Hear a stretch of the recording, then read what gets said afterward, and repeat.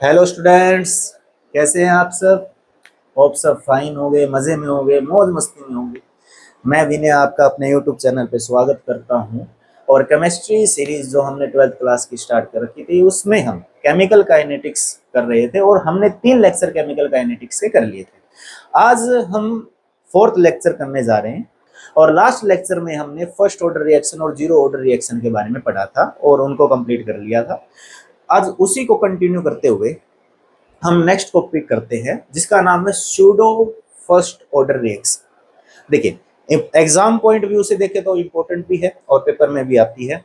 First जी आपके syllabus में zero order reaction है, फर्स्ट ऑर्डर रिएक्शन है। अगर आप बोर्ड की प्रिपरेशन कर रहे हैं तो इनका इंटीग्रेशन मेथड, डेरिवेशन इतना ही इंपॉर्टेंट है।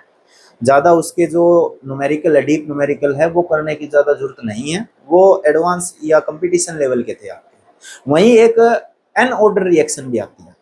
ठीक है, तो एक छोटा सा टॉपिक और देख लेते हैं उसमें, n order reaction. N order reaction, अभी तक हमने फर्स्ट ऑर्डर पढ़ी, सेकंड ऑर्डर पढ़ी, थर्ड ऑर्डर पढ़ी। वहीं पे आता है आपका एन ऑर्डर ऑफ रिएक्शन। मान लिया कि कोई रिएक्शन है, वो सेकंड है, थर्ड है, फोर्थ ऑर्डर है, तो उसके लिए आपको डेरिवेशन करना पड़ेगा। अलग से डेरिवेशन करना मतलब रामायण। तो इसको हम थोड़ा सा शॉर्टकट कर लेते हैं। अब इसके लिए डायरेक्ट आप फॉर्मूला याद रखना कि आपका कोई रिएक्टेंट है, इससे क्या बना, प्रोडक्ट बना। ये लो जी, प्रोडक्ट बन गया। अब प्रोडक्ट बनने के बाद इसको हम जनरलाइज तरीके से याद कर लेंगे कि के जो इक्वल होगा वो होगा 1/T,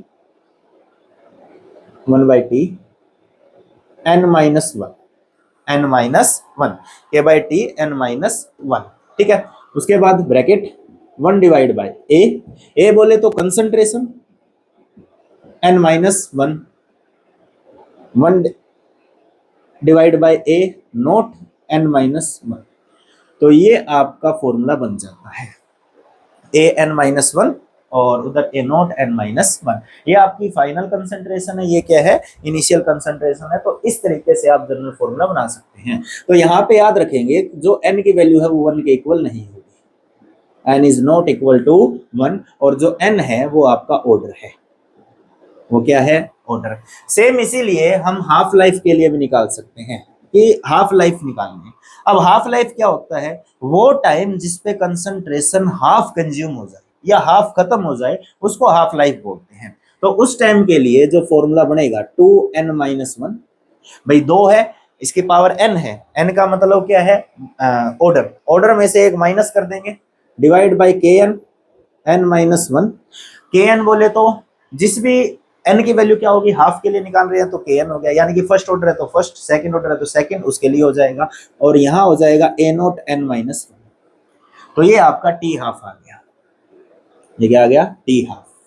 तो यहाँ से हम हाफ लाइफ ऑफ रिएक्शन निकाल लेते हैं और n यहाँ पे जो रहेगा वो ऑर्डर रहेगा, ऑर्डर ऑफ रिएक्शन। ठीक है जी, कर लेंगे। तो ये जर्नल है एक प्रकार से, तो आपको इसमें ज्यादा कोई डीप जाने की जरूरत नहीं है। जर्नलाइज फॉर्मूले से भी आप इसको सोल्व कर सकते हो, अगर इसके न्यूमेरिकल कोई आपको जेईई मेंस में या एडवांस में दिखते हैं तो। बोर्ड लेवल पे आपको यहाँ से न्यूमेरिकल बहुत रेयर चांस से मिलेगा, वैसे मिलेगा भी नहीं, क्योंकि सिलेबस टू सिलेबस सारा क्वेश्चन आता है और सिलेबस में कहीं जिक्र भी नहीं है सेकंड ऑर्डर के बारे में। तो सिर्फ फर्स्ट ऑर्डर और जीरो ऑर्डर पे ही बात करेंगे। ठीक है जी, उसके बाद देखिए, यहाँ पे हमारा ये ऑर्डर जो है वो खत्म होता है। अब इसी में एक सूडो फर्स्ट ऑर्डर रिएक्शन आती है। क्या आती है, सूडो फर्स्ट ऑर्डर रिएक्शन। ये कौन सी रिएक्शन है जी, सूडो फर्स्ट ऑर्डर रिएक्शन। देखिए समझे इस बात को, सूडो फर्स्ट ऑर्डर रिएक्शन क्या है, मतलब ऐसी रिएक्शन जो आपको हाइयर ऑर्डर लगेगी, which seems to be higher order. लगेगा कि आपका इसका ऑर्डर तो 2 हो सकता है, 3 हो सकता है, 4 हो सकता है, लेकिन एक्चुअल में वो आपकी फर्स्ट ऑर्डर रिएक्शन होगी। एक्चुअल में कौन सी होगी, first order reaction. The reaction which seems to be higher order. एक ऐसी रिएक्शन जो दिखने में कैसी होगी, हाइयर ऑर्डर होगी, but in actual first order reaction. लेकिन एक्चुअल में वो कौन सी ऑर्डर रिएक्शन होगी, फर्स्ट ऑर्डर रिएक्शन होगी। अब इसके एग्जाम्पल कर लेते हैं, दो एनसीईआरटी के फेमस एग्जाम्पल, पहला hydrolysis of ether, sorry ester, ester का हाइड्रोलिसिस। अब एस्टर का फॉर्मूला देखें तो CH3, ये कार्बन, ये डबल बॉन्ड ऑक्सीजन, ये ऑक्सीजन, और ये C2H5, ये मान लेते हैं। ठीक है, तो यहाँ पे हाइड्रोलिसिस करेंगे हम। हाइड्रोलिसिस का मतलब होता है कि वाटर के साथ रिएक्शन करवाना। ये H2O कर लिया, ठीक है जी, H+, ये हमारा हाइड्रोलिसिस हो जाएगा। अब हाइड्रोलिसिस तब करवाएंगे तो आपका जो प्रोडक्ट बनेगा वो बनेगा जी CH3, C double bond O, OH plus में CH3 OH, ये बन जाएगा। तो ये प्रोडक्ट आपका बनके तैयार हो गया। अब एक्चुअल में दिखने में ये रिएक्शन जो है वो लगेगी कि ये बहुत ज्यादा ऑर्डर की रिएक्शन है, तो इसलिए ये क्या लगेगी, हाइयर ऑर्डर रिएक्शन लगेगी। लेकिन एक्चुअल में होती कौन सी है ये होती है आपकी फर्स्ट ऑर्डर रिएक्शन। ठीक है जी, एक सेकंड, ये बनेगा आपका, सॉरी ये गलत हो गया, CH3COOH, ये हो गया। और ठीक है जी, हाँ ठीक है, सही है, यही आपका प्रोडक्ट बनेगा। ठीक है, तो ये हमारी कौन सी रिएक्शन होगी, ये होगी हमारी फर्स्ट ऑर्डर रिएक्शन।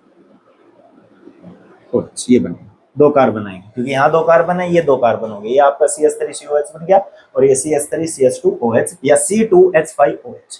तो यहाँ पे कार्बोक्सिलिक एसिड और आपका अल्कोहल बन जाता है। वहीं अगली रिएक्शन है एक hydrolysis of sucrose, hydrolysis of sucrose. अगर सुक्रोज नहीं कहना चाहते तो इसको केन शुगर भी बोल सकते हो, केन शुगर। अगर मैं इसमें हाइड्रोलिसिस कर दूं C12H22O11, इसकी रिएक्शन मैंने H2O के साथ कर दी। ठीक है, तो इसमें जो मेरे को इसमें जो मेरे को मिलेगा वो मिलेगा C6H12O6 प्लस में C6H12O6, दोनों सेम ही मिलेंगे। तो सर इसको एक बार ही लिख दो, नहीं, दोनों का फॉर्मूला सेम है लेकिन स्ट्रक्चर अलग अलग है। ये आपका ग्लूकोज है, अगर ये ग्लूकोज है तो ये आपका फ्रक्टोज मिलेगा। क्या मिलेगा, फ्रक्टोज। यानी कि जो आपकी सुक्रोज है वो दो यूनिट से बनकर मिलता है, एक ग्लूकोज और एक फ्रक्टोज। तो यहाँ पे जब हम सुक्रोज का हाइड्रोलिसिस करेंगे तो आपको दो प्रोडक्ट यहाँ पे मिलेंगे, एक ग्लूकोज और एक फ्रक्टोज, और ये जो रिएक्शन है वो आपकी फर्स्ट ऑर्डर रिएक्शन होती है। ठीक है जी, कर लेंगे, चलो जी। उसके बाद जो हमारी फर्स्ट ऑर्डर रिएक्शन है उसको हम गैसियस फॉर्म में कैसे देखेंगे। मतलब अभी तक आप सिर्फ कंसंट्रेशन पे बात कर रहे थे कि पहले की कंसंट्रेशन इतनी होगी, दूसरे की कंसंट्रेशन इतनी होगी। मैंने मान लिया कि जो फर्स्ट ऑर्डर रिएक्शन है, हम सिर्फ फर्स्ट ऑर्डर पे बात कर रहे हैं, टिपिकली फर्स्ट ऑर्डर रिएक्शन, क्योंकि एनसीईआरटी में फर्स्ट ऑर्डर का ही मेंशन है। तो फर्स्ट ऑर्डर रिएक्शन जो है वो गैसियस फॉर्म में है। ठीक है, तो गैसियस फॉर्म का मतलब वहां पे प्रेशर की बात हो रही है, तो उस केस में क्या मिलेगा, first order reaction in gaseous form. ठीक है, तो मैंने एक रिएक्शन मान ली, ए से हमारा क्या बना, बी और प्लस में सी, ये दो कंपाउंड हमारे बन गए, ए से बी प्लस सी बन गया। ठीक है, तो अगर यहां मैं बात करूं, ए जो है, A T is equal to 0 पे ए की जो कंसंट्रेशन है वो ए है, स्मॉल ए। भाई ए की कंसंट्रेशन ए है, सॉरी प्रेशर लेना है यहाँ पे, पी प्रेशर है, और इनका प्रेशर 0 रहेगा और इसका प्रेशर क्या रहेगा, 0। अब किसी टाइम टी पे, at time T, T time पे ए का जो प्रेशर है वो थोड़ा चेंज हो जाता है। कैसे चेंज होगा, मान लीजिए ये प्रेशर एक्स है, ये प्रेशर एक्स है, ये प्रेशर एक्स और ये एक्स। ठीक है, और ये आपका टेम्परेचर इनिशियल है, तो इनिशियल के लिए नोट लगा देते हैं। अगर इनिशियल टेम्परेचर पी नोट है, बी का प्रेशर टाइम टी पे एक्स हो जाता है और इसका एक्स हो जाता है, तो इसमें से एक्स प्रेशर क्या हो जाएगा आपका, कम हो जाएगा, एक्स प्रेशर क्या हो जाएगा, कम। तो यहाँ पे जो टोटल प्रेशर है वो आपका बनेगा P naught minus x plus x plus में एक्स। तो यहां से P naught minus x plus x plus x, ये इससे कैंसिल आउट, आंसर आया पी नॉट प्लस एक्स। तो हमारे पी टोटल की वैल्यू होगी, यानी कि टोटल प्रेशर की यहाँ पे वैल्यू।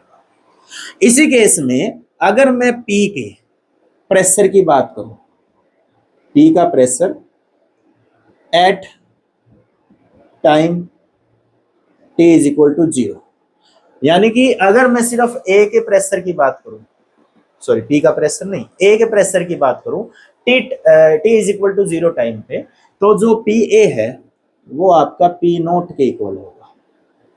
पी ए किसके इक्वल होगा? पी नोट के इक्वल हो जाएगा। तो P A is equal to P naught, कब? Time is equal to zero, ठीक है। और जब टाइम आपका टी के इक्वल हो गया, टाइम किसके इक्वल हो गया? टी के इक्वल, तो पी ए जो है वो इक्वल हो जाएगा पी नोट माइनस में एक्स। किसके इक्वल हो जाएगा? पी नोट माइनस में एक्स।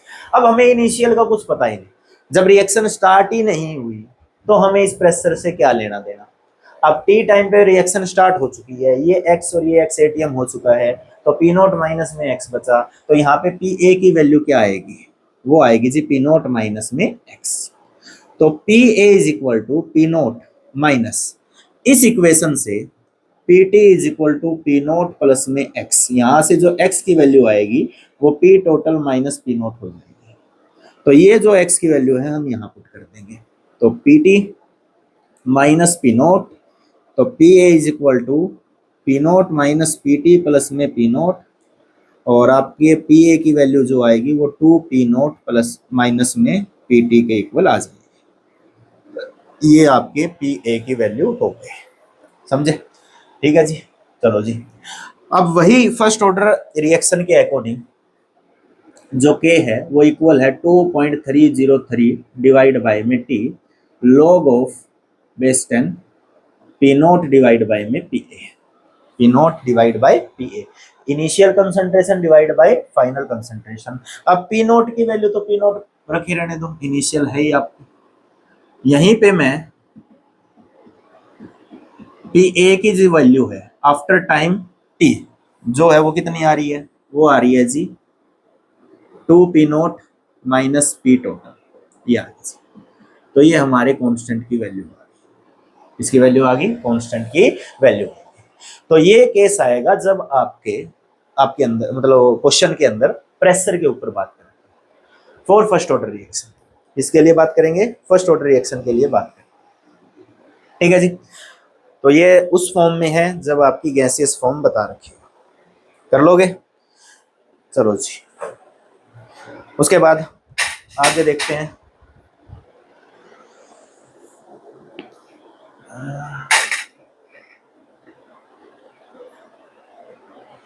उसके बाद आगे आता है आपका एलिमेंट्री रिएक्शन के ऊपर थोड़ा सा डिस्क्रिप्शन डालते हैं। लास्ट हमने एलिमेंट्री रिएक्शन की थी, उसको थोड़ा कंटिन्यू करेंगे। एलिमेंट्री रिएक्शन होती कौन सी रिएक्शन? ऐसी रिएक्शन जिसका जो सिंगल स्टेप में हो वो एलिमेंट्री रिएक्शन है। तो एलिमेंट्री रिएक्शन के लिए तीन टाइप्स पड़ेंगे, यानी कि एलिमेंट्री रिएक्शन है वो तीन तरीकों में हो सकती है।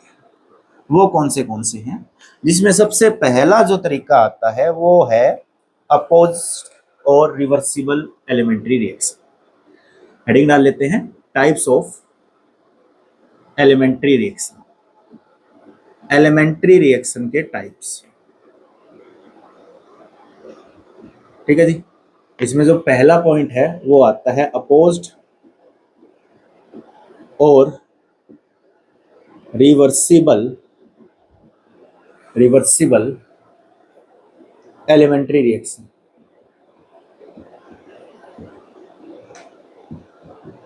ठीक है। अब देखिए, मान लिया ए है, ये बी में कन्वर्ट हो गया। किस में कन्वर्ट हो गया? बी में। अब ए बी में कन्वर्ट हो रहा है, तो जो सामने ऐसे रिएक्शन आ रही है इसको हम क्या बोल देंगे? के एफ, यानी कि ये फॉरवर्ड रिएक्शन है, ये बैकवर्ड रिएक्शन है, तो इसके लिए क्या हो गया? के बी हो गया। तो रिवर्सिबल रिएक्शन कब होगी? जब इसमें इक्विलिब्रियम प्रेजेंट होगा, और इक्विलिब्रियम प्रेजेंट होगा तो ए से बी बन रहा है वो फॉरवर्ड रिएक्शन है, बी से वापस ए बन रहा है वो हमारी कौन सी रिएक्शन होगी? बैकवर्ड रिएक्शन होगी। तो यहाँ पे जो के F divide by K B है वो आपका इक्वल होगा कंसंट्रेशन ऑफ बी इक्विलिब्रियम पे, concentration of A at equilibrium. तो ये इसको हम बोलते हैं इक्विलिब्रियम कांस्टेंट।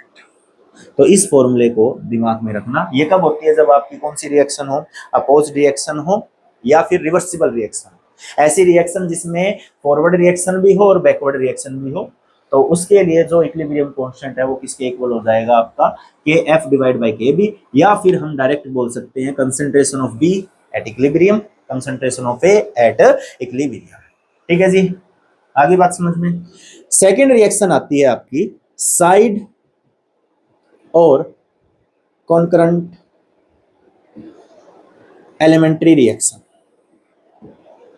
अब साइड और कॉन्करेंट का मतलब क्या है? अब आपके पास एक रिएक्टेंट है, तो जब हम उसको ले तो उससे दो प्रोडक्ट बन सकते हैं। ए से बी भी बन सकता है और ए से सी भी बन सकता है। बन क्या सकता है? दोनों बनते हैं। जैसे अगर मैं डी ग्लूकोज की बात करूं, डी ग्लूकोज, तो इसमें होता है आपका एक अल्फा डी ग्लूकोज और एक आपका बीटा डी ग्लूकोज। ये दो चीज होगी, एक तो अल्फा डी ग्लूकोज और एक बीटा डी ग्लूकोज। तो ए से बी बना, इसके लिए मैंने मान लिया K1। ए से सी बना, इसके लिए मान लिया मैंने K2। ए से बी K1, ए से सी बना, इसके लिए मैंने मान लिया K2। तो यहाँ पे B concentration of B divide by concentration of C, ये आपका इक्वल होगा K1 बाय में K2। इसका इक्वल होगा K1 बाय K2। ठीक है जी, स्क्रीनशॉट ले लीजिए, कर लोगे? ठीक है जी। इसी को हम थोड़ा सा एक और तरीके से बोल सकते हैं। वो क्या बोलेंगे जी? वो हम बोल सकते हैं, नहीं ठीक है, इतना बहुत है। तो ये हमारा साइड और कॉन्करेंस हो गया। थर्ड आती है हमारी series elementary reaction. Series elementary reaction नाम से ही देख लीजिए, सीरीज। सीरीज मतलब जो आपकी स्टेट फॉरवर्ड चलेगी उसको सीरीज एलिमेंट्री रिएक्शन बोला जाता है। तो सीरीज एलिमेंट्री रिएक्शन में क्या होगा? आपका जो ए है, ए से बना बी और बी से बना सी, ये आपका K1, ये हो गया K2। यानी कि ए से बी बना है तो ये आपका एक इंटरमीडिएट होगा। बी क्या होगा? एक इंटरमीडिएट। तो यहाँ पे जो टी है वो इक्वल होगा 2.303 divide by K2 minus K1, यानी कि 2 minus 1 log of K2 divide by में K1। तो ये आपका फॉर्मूला बन जाता है, ये आपका फॉर्मूला बन जाएगा। कर लोगे? तो ये तीन टाइप है, एक आपका अपोज्ड कहलाता है, साइड कहलाता है, एलिमेंट्री रिएक्शन कहलाता है। अच्छा, बोर्ड के अकॉर्डिंग ये सिलेबस में नहीं है, इट इज मतलब ये आपका एक प्रकार से कंपटीशन के लिए, तो बोर्ड में ये नहीं है। तो अगर आप करना चाहते हो तो कर लीजिएगा, अगर इसको स्किप करना चाहते हैं तो स्किप भी कर दीजिए। ठीक है, चलिए आगे, चलो जी।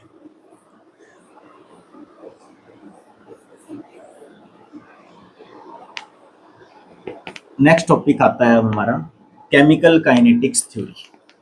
अब हम केमिकल काइनेटिक्स की कुछ थ्योरीज की बात करते हैं, या theories of chemical kinetics. Theories of chemical kinetics.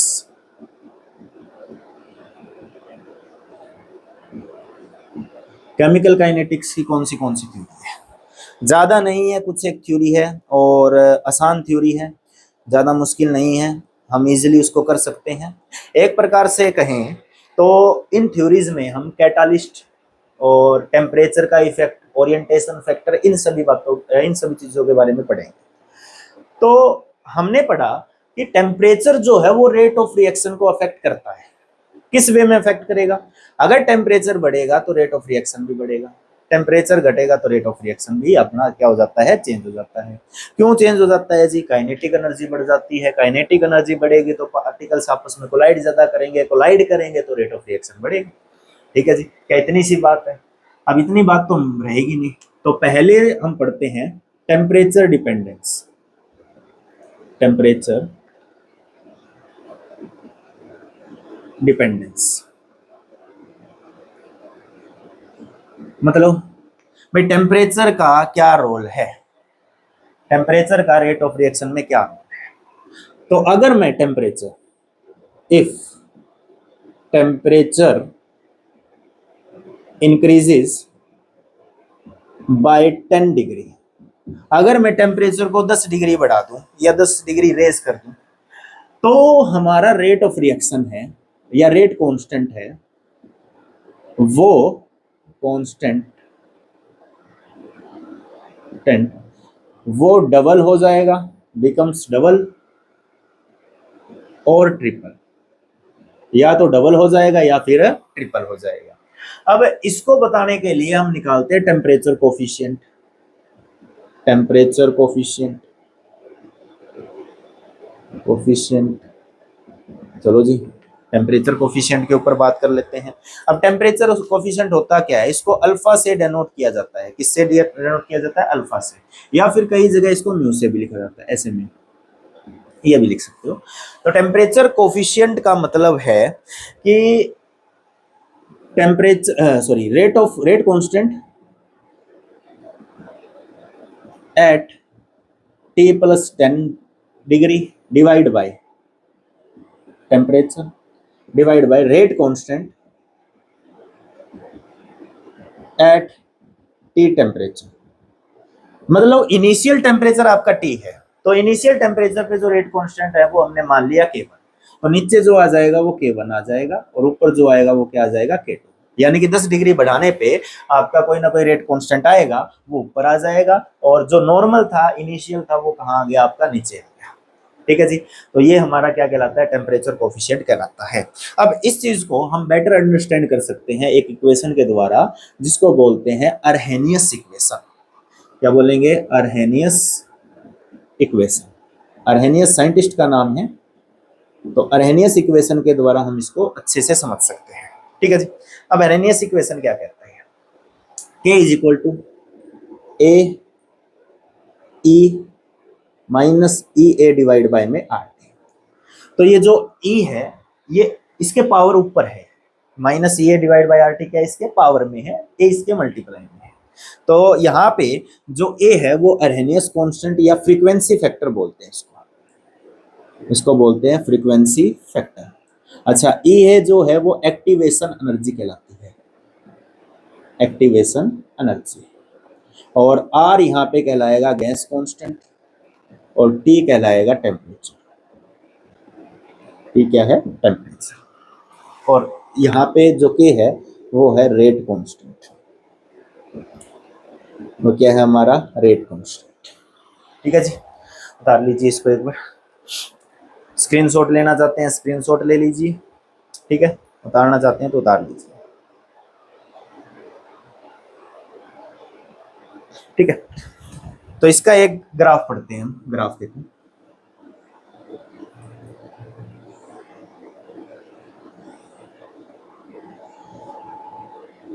ये कुछ इस तरह का ग्राफ है।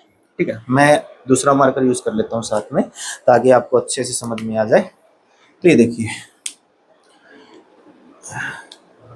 ये देखिए, ये टी टेम्परेचर का ग्राफ है। ये टेम्परेचर किस पे, टी टेम्परेचर पे, ये यहाँ। ठीक है, जैसे ही हमने टेम्परेचर टी प्लस 10 किया, टी प्लस 10, तो ये ग्राफ कुछ इस तरह का बन जाता है। यानी कि ये जो ग्राफ है वो ऊपर की तरफ क्या हो जाता है, आपका शिफ्ट हो जाता है। ठीक है, तो इसका मतलब क्या है, यहाँ पे ये जो है फ्रैक्शन ऑफ मॉलिक्यूल, यानी कि जो मॉलिक्यूल्स आपस में कोलाइड कर रहे थे वो क्या हो जाते हैं, इंक्रीज कर, वो क्या कर जाएंगे, इंक्रीज। तो यहाँ पे आएगा fraction of molecule, fraction of molecules. यहाँ टेम्परेचर, तो जैसे ही आपने टेम्परेचर बढ़ाया, टी प्लस 10 किया, तो ये यहाँ पे ग्राफ क्या हो गया, आपका एक्स्ट्रा कवर हो गया। तो ये बता रहा है कि जैसे ही आप टेम्परेचर इंक्रीज करोगे, फ्रीक्वेंसी बढ़ जाती है, पार्टिकल्स आपस में ज्यादा स्ट्राइक करेंगे, पार्टिकल ज्यादा स्ट्राइक करेंगे तो जो जो आपका रेट कांस्टेंट है वो भी क्या हो जाता है, बढ़ जाता है। ठीक है जी, कर लोगे। उसके बाद अब इसके अंदर दो इंपॉर्टेंट डेफिनेशन है। सबसे पहले आती है थ्रेशोल्ड एनर्जी। सबसे पहले बात करते हैं हम थ्रेशोल्ड एनर्जी के बारे में। ठीक है जी। थ्रेशोल्ड एनर्जी क्या है?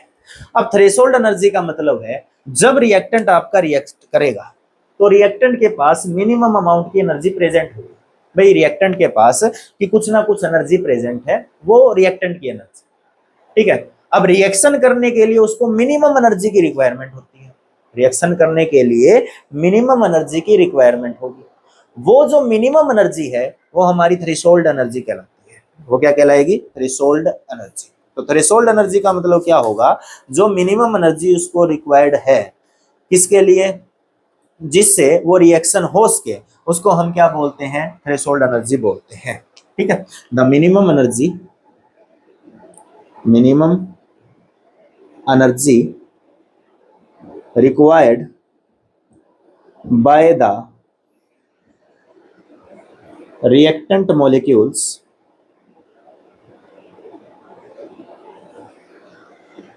to cross energy barrier.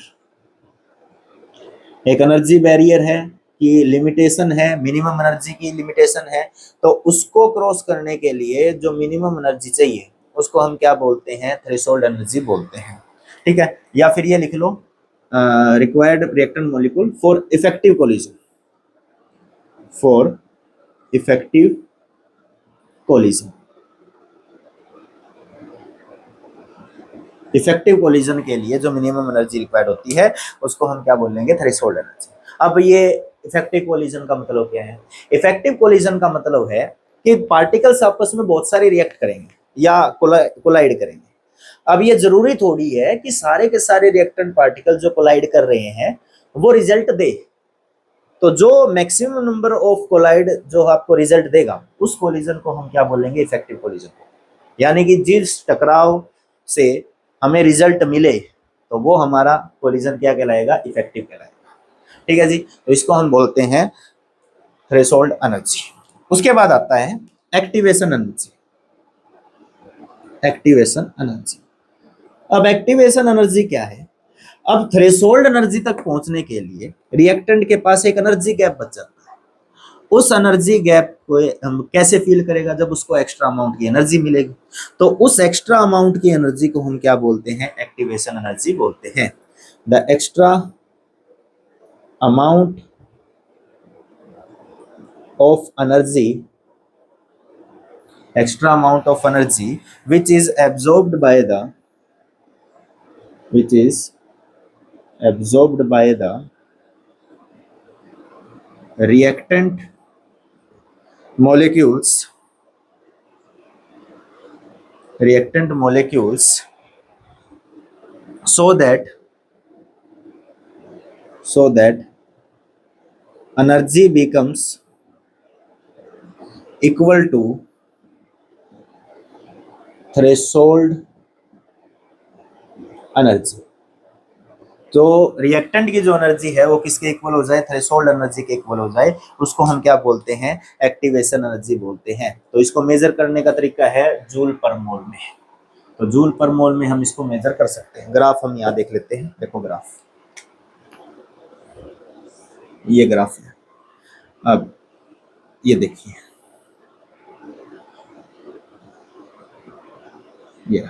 ये जो एनर्जी है ये रिएक्टेंट की एनर्जी है। भाई रिएक्टेंट के पास इतनी एनर्जी दे रखी है, ठीक है। ये रिएक्टेंट है, ये प्रोडक्ट है, ये प्रोडक्ट की एनर्जी है, ठीक है। अब इसके अंदर मिनिमम एनर्जी रिएक्टेंट की है, रिएक्शन के लिए कितनी एनर्जी चाहिए? इतनी। इस एनर्जी को बोलेंगे थ्रेशोल्ड एनर्जी। इस एनर्जी को क्या बोलेंगे? Threshold energy. भाई इस एनर्जी लेवल पे पहुंच के उसकी जो रिएक्टेंट की एनर्जी है वो मिनिमम एनर्जी के इक्वल हो जाती है, जिसके लिए रिएक्शन चाहिए वो थ्रेशोल्ड एनर्जी है, ठीक है। ये हो गया। और इस साइड आपका रिएक्शन प्रोग्रेस है, प्रोग्रेस। अब ये एनर्जी यहां से लेके यहां तक, अब रिएक्टेंट के पास है इतनी, चाहिए इतनी, अब एक्स्ट्रा कितनी चाहिए? तो इस एनर्जी को बोला जाता है एक्टिवेशन एनर्जी।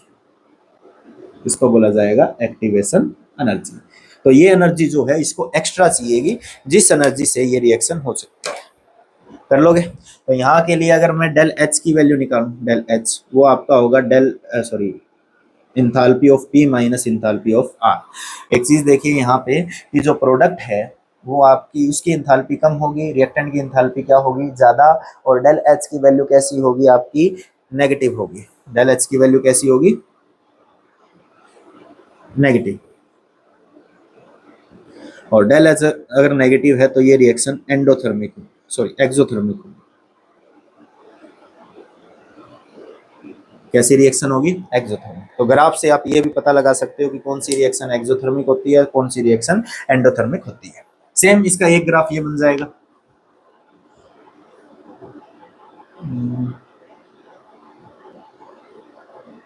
ये बन गया, ये ई पी, ये ई आर, ये जो एक्स्ट्रा एनर्जी है इसको बोल लेंगे हम एक्टिवेशन एनर्जी, ये एक्टिवेशन एनर्जी हो गया, ठीक है। और ये वाली एनर्जी है थ्रेशोल्ड एनर्जी है। तो यहां से हम बोल सकते हैं del H is equal to H P minus H R. तो वो जो आएगा वो आपका पॉजिटिव आएगा, और ये रिएक्शन जो है वो एंडोथर्मिक हो जाएगी।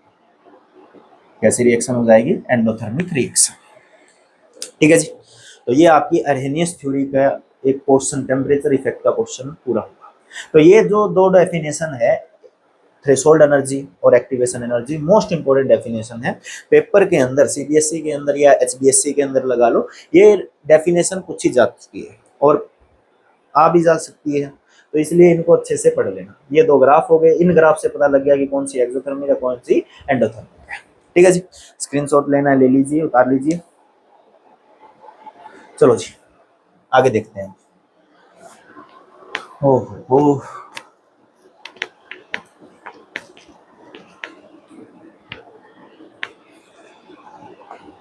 ये हमारी टेम्परेचर डिपेंडेंस की पहली कंडीशन हुई पूरी। अब जो अर्हेनियस इक्वेशन है इसको थोड़ा सा सोल्व कर लेते हैं, लॉग के फॉर्म में कर लेते हैं कन्वर्ट, ताकि जो न्यूमेरिकल है वो इजीली हम फाइंड आउट कर सके। तो उस फॉर्म में हम इसको निकाल लेते हैं। तो कैसे निकालेंगे, उठा लो जी अर्हेनियस इक्वेशन को और कर दो सोल्व, ठीक है। निकालेंगे, कैसे निकालेंगे जी, लो जी अर्हेनियस इक्वेशन लिख देते हैं। लो जी ये लिख दिया Arrhenius equation, A E minus E A divide by में आर। चलो दोनों साइड मैंने लॉग कर दिया, लॉग ई, सॉरी के आएगा यहाँ के, log K equal to log A minus E A divide by में आर टी। ये देखो जो ये ई है इसके ऊपर की पावर है, जब इसका लॉग करेंगे तो ये पावर कहाँ आ जाएगी, आगे आ जाएगी, ठीक है। अब मैंने मान लिया जब टेम्परेचर T1 है, टेम्परेचर T1 है तो रेट कांस्टेंट आपका K1 है, ठीक है। वो कितना है, K1। तो log K1 is equal to log A minus E A divide by में आर टी, ये इसको इक्वेशन हमने क्या मानी, फर्स्ट। सेम जब ये K2 है तो ये log A माइनस में ई ए डिवाइड बाय में आर टी 2 है। ये कब है, जब आपका रेट को टेम्परेचर T2 होगा तो जो रेट कांस्टेंट है वो आपका K2 हो जाएगा। कितना हो जाएगा, K2। तो ये इक्वेशन क्या मान ली मैंने, second. This is the equation second. तो दोनों को आपस में सब्ट्रैक्ट कर देते हैं, ठीक है। Subtract equation second, sorry one from second, first को सेकंड से सब्ट्रैक्ट करेंगे।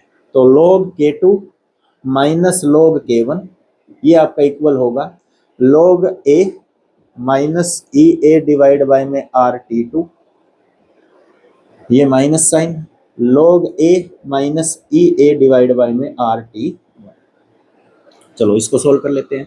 अब log A माइनस बी, तो फॉर्मूला याद रखना log A minus log B, तो इसको हम लिख सकते हैं log A डिवाइड बाय में B, यानी कि log 5 माइनस log 6 होता है तो log 5 बाई 6 लिख लेंगे। अब 5 बाई 6 को सोल्व करेंगे तो कोई ना कोई वैल्यू आएगी, उसको डायरेक्ट यहाँ पुट कर देंगे, ठीक है। वहीं सेम केस बनता है अगर प्लस का हो, log A plus log B, तो इसमें लिख सकते हैं हम log A इंटू में B, ये मल्टीप्लाई के केस में चला जाएगा। तो यहाँ पे माइनस का केस है तो ये हो जाएगा log K2 डिवाइड बाय में K1, ये इक्वल होगा आपका log A minus E A divide by में आर टी 2, अब ये माइनस जाएगा तो minus log A plus E A divide by में आर टी, तो ये इससे हो गया कैंसिल। तो log K2 divide by K1 ये इक्वल होगा आपका ई ए डिवाइड बाय में आर कॉमन ले लिया, इधर बचा 1/T1 माइनस 1/T2। तो ये जो इक्वेशन है आपकी अरहेनियस इक्वेशन बनेगी। जब टेम्परेचर चेंज होगा तो आपका रेट कांस्टेंट चेंज होगा, उस केस में आप इस इक्वेशन से जो भी आपसे पूछा जाए, चाहे वो कांस्टेंट हो या फिर टेम्परेचर हो, इनिशियल या फाइनल जो भी दे रखा मिलेगा उसके अकॉर्डिंग पूछेगा, या एक्टिवेशन एनर्जी हो, वो निकाल सकते हैं। ठीक है जी।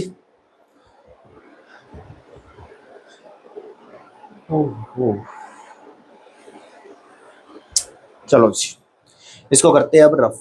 चलते हैं अगले टॉपिक की तरफ। आज न्यूमेरिकल पे हम थोड़ा सा कम ध्यान देंगे, मतलब थ्योरी पे ध्यान ज़्यादा देंगे, कि हम कोशिश करते हैं थ्योरी ज़्यादा से ज़्यादा निपटा ली जाए तो अच्छा रहेगा। और थ्योरी होने के बाद फिर हम लेक्चर अलग से ही निकाल देंगे, और इलेक्ट्रोकेमिस्ट्री का भी हम थ्योरी वो न्यूमेरिकल लेक्चर लाएंगे, तो थोड़ा बहुत सब्र करना, जल्दी आ जाएगा, और इस लेक्चर के बाद ही आ जाएगा, ज़्यादा वेट आपको नहीं करवाएगा। आगे आता है कैटालिस्ट। कैटालिस्ट के बारे में पढ़ते हैं। कैटालिस्ट, लो जी, कैटालिस्ट आ गया। ये क्या नई बीमारी है जी? ये बीमारी नहीं है, ये एक सब्सटेंस है कैटालिस्ट। कैटालिस्ट एक ऐसा सब्सटेंस है जो एक रेट ऑफ रिएक्शन, मतलब किसी रिएक्शन के अंदर जाएगा, उसके रेट ऑफ रिएक्शन को बढ़ाएगा और फिर चुपके से बाहर निकल जाता है, वो हमारा क्या कहलाता है? कैटालिस्ट कहलाता है। तो कैटालिस्ट एक ऐसा सब्सटेंस है जो रेट ऑफ रिएक्शन को जनरली इंक्रीज करता है, generally increase rate of reaction. ठीक है, ये घटा भी सकता है, कैटालिस्ट किसी रिएक्शन को स्लो भी कर सकता है, लेकिन मेन जो है वो आपका क्या करता है? मोस्टली इंक्रीज करता है, तो वो आपका क्या कहलाता है? कैटालिस्ट। अब कैटालिस्ट है क्या? ये आपके डी ब्लॉक एलिमेंट्स, ये मोस्टली कैटालिस्ट की तरह यूज होते हैं, वो हो सकता है, तो वो कैटालिस्ट की तरह यूज होते हैं इसमें। ठीक है जी। उसके बाद कैटालिस्ट का इफेक्ट क्या पड़ता है? इफेक्ट ऑफ कैटालिस्ट किसी भी रिएक्शन के ऊपर, अगर मैं कैटालिस्ट की बात करूं तो रिएक्शन इफेक्ट क्या पड़ेगा? ये जो है डिक्रीज कर देता है पोटेंशियल बैरियर को, डिक्रीज पोटेंशियल बैरियर, या एनर्जी बैरियर कह लिए, एनर्जी बैरियर कह लीजिए, या फिर आप एक्टिवेशन एनर्जी बोल दीजिए, शॉर्ट में सॉरी थ्रेशोल्ड एनर्जी बोल दीजिए। ठीक है, जैसे ही कैटालिस्ट रिएक्शन में एंट्री मारेगा तो जो इसको हाई थ्रेशोल्ड एनर्जी चाहिए, हाई एनर्जी बैरियर होगा, उसको डिक्रीज कर देगा। उसको डिक्रीज करने से जो इसकी थ्रेशोल्ड एनर्जी है या एनर्जी बैरियर है वो भी क्या हो जाता है? कम हो जाता है। तो उससे जो रिएक्शन, जिस रिएक्शन में हमें ज्यादा एनर्जी चाहिए थी, ठीक है, कैसे ग्राफ देख लीजिए, ग्राफ से देख लेते हैं कि ये आपकी कोई रिएक्शन थी, जैसे ही हमने कैटालिस्ट डाला, कैटालिस्ट डालने के बाद ये ग्राफ कुछ इस तरह का हो गया, ये रहा। ठीक है, तो ये तो आपकी एनर्जी होगी रिएक्टेंट की, ये एनर्जी होगी आपकी प्रोडक्ट की, और ये आपकी थ्रेशोल्ड एनर्जी। अब ये जो एनर्जी है वो यहां आ गई, तो एनर्जी क्या होगी? इसकी कम होगी, डिक्रीज, ये डिक्रीज कर दी एनर्जी बैरियर। ठीक है, इसकी वजह से जो आपको एक्टिवेशन एनर्जी देनी पड़ेगी वो थोड़ी ही देनी पड़ेगी, यानी कि रिएक्शन जल्दी स्टार्ट हो जाएगी। जल्दी स्टार्ट होने का मतलब क्या है? रिएक्शन, रेट ऑफ रिएक्शन ज्यादा हो जाए, क्योंकि रेट ऑफ रिएक्शन का दूसरा नाम स्पीड ऑफ रिएक्शन या वेलोसिटी ऑफ रिएक्शन भी होता है। तो वही तो ये बता रहा है कि जो रिएक्शन, जैसे ही थ्रेशोल्ड एनर्जी कम होगी तो वो रिएक्शन फास्ट हो जाएगी, जल्दी स्टार्ट होगी तो जल्दी हो जाएगी, फास्ट हो जाएगी। तो यही हमारा क्या है? कैटालिस्ट का इफेक्ट। अब कैटालिस्ट की ना कुछ खास बातें हैं, क्या कैरेक्टरिस्टिक्स है इसके? ये कहता है मैं गुंडा जरूर हूं लेकिन मेरे भी कुछ असूल है, कैरेक्टरिस्टिक्स। पहला कैरेक्टरिस्टिक्स, ये किसी भी रिएक्शन में पार्टिसिपेट नहीं करता, do not participate, participate in chemical reaction. ठीक है, अगर कर भी जाए इफ कैन डू, तो ये क्या हो जाएगा, रीजनरेट हो जाएगा, रीजनरेट। ठीक है, अगर कैटालिस्ट रिएक्शन के अंदर पार्टिसिपेट कर भी ले तो ये वापस से क्या हो जाएगा, रीजनरेट हो जाएगा। अच्छा, do not initiate, initiate reaction, reaction को ये कभी स्टार्ट नहीं करता, ये सिर्फ क्या करेगा, चेंज करेगा, can change rate of reaction, rate of reaction को ही बदलता रहेगा, लेकिन रिएक्शन की शुरुआत ये नहीं करेगा। थर्ड पॉइंट, कैटलिस्ट जो है वो इक्विलिब्रियम स्टेट को चेंज नहीं करता, do not change, do not change state of equilibrium, state of equilibrium को ये चेंज नहीं करता, ये चीज याद रखिएगा, कर लोगे। तो ये हमारे किसके इक्वल, ये किसके बारे में आ गया, कैटालिस्ट के बारे में आ गया। ठीक है, तो आज हम इतना ही करेंगे, बाकी जो एक कोलोजन थ्योरी जो बची है वो हम नेक्स्ट लेक्चर में कंप्लीट कर देंगे, और नेक्स्ट चैप्टर के बाद ये हमारा चैप्टर कंप्लीट हो जाएगा।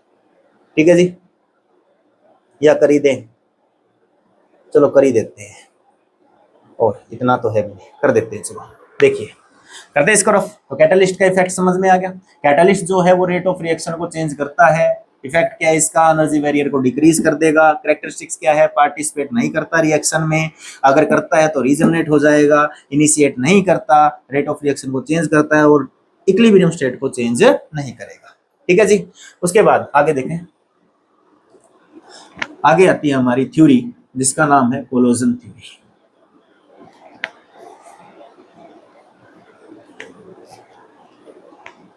Collision theory, COLLISION, collision theory. अब ये थ्योरी क्या कहती है जी, ये थ्योरी जो दी थी वो हमारे मैक्स और विलियम लेविस, दो साइंटिस्ट ने दी थी। ये काइनेटिक थ्योरी पे बेस है, based on kinetic theory, based on kinetic theory, kinetic theory of gases chapter आपने पढ़ा होगा, वही उसी पे बेस है, काइनेटिक थ्योरी ऑफ गैसेस पे। ठीक है, अब कोलिजन थ्योरी क्या कहता है, जब कोई भी रिएक्शन होती है तो उसके अंदर मॉलिक्यूल्स क्या करते हैं, आपस में कोलाइड करते हैं। ठीक है, और ये थ्योरी मानती है, according to this theory colliding particles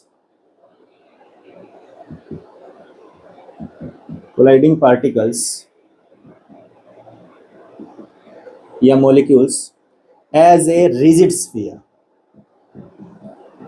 यानी कि जो पार्टिकल्स कोलाइड कर रहे हैं, रिएक्टेंट मॉलिक्यूल्स कोलाइड कर रहे हैं, वो आपके रिजिड स्फीयर की तरह होंगे। कैसे होंगे, रिजिड स्फीयर, यानी कि एक हार्ड स्फीयर की तरह वो होते हैं।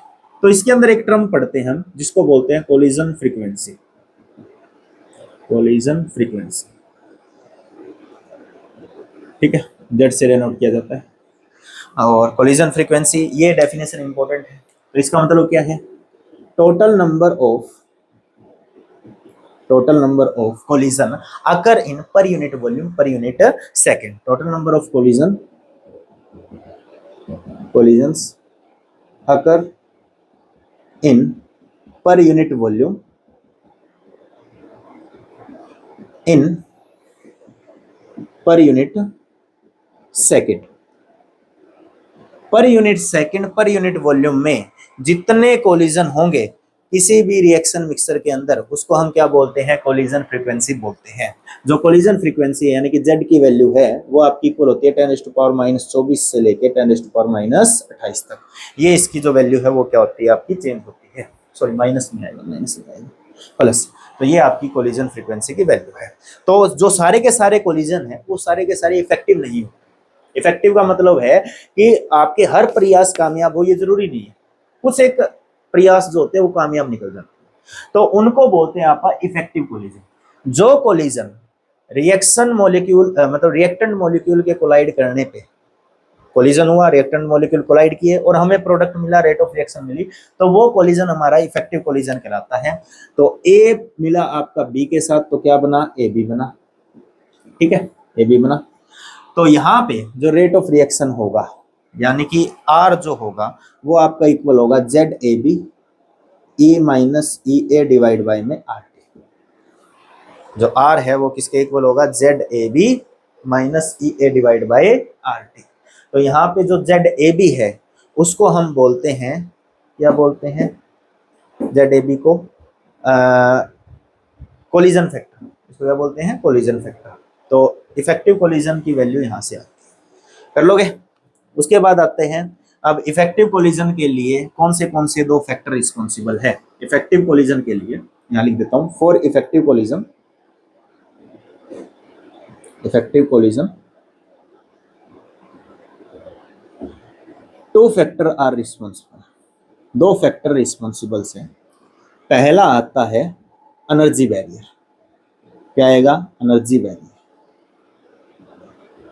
एनर्जी बैरियर, एनर्जी बैरियर में क्या है, जो कोलाइडिंग पार्टिकल है उनके पास मिनिमम एनर्जी होनी चाहिए। कोलाइडिंग पार्टिकल्स के पास मिनिमम अमाउंट की एनर्जी होनी चाहिए, मिनिमम अमाउंट ऑफ एनर्जी।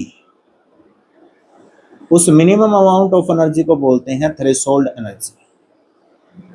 कौन सी एनर्जी बोलेंगे, थ्रेशोल्ड एनर्जी बोलेंगे, ठीक है। और सेकंड जो फैक्टर है उसको बोलते हैं orientation factor, orientation factor.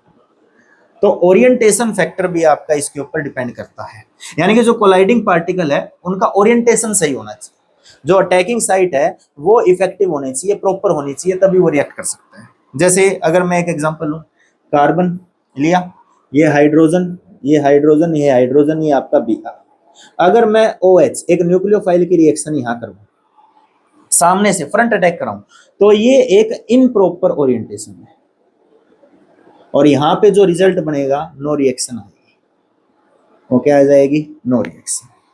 Same इसी केस में अगर मैं ये बैक अटैक करवा दूं, ऐसे बैक अटैक करवाने के बाद ये ओरिएंटेशन क्या है, प्रॉपर है, ये ओरिएंटेशन क्या हो जाएगी, प्रॉपर। और जो कंपाउंड है वो बनेगा कार्बन, हाइड्रोजन, हाइड्रोजन, हाइड्रोजन, तो ये बन गया OH।